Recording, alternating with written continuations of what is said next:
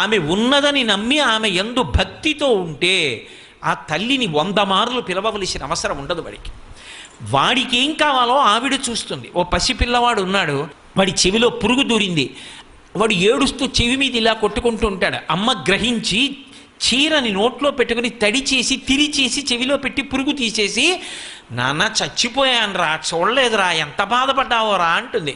వాడేమి నోరు విప్పి చెప్పక్కర్లేదు.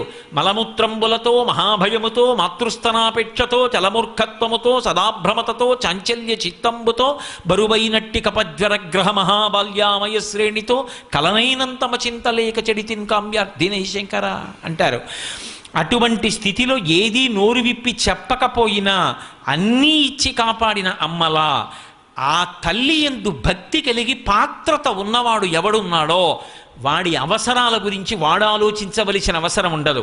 వాడి అవసరం గురించి అమ్మవారు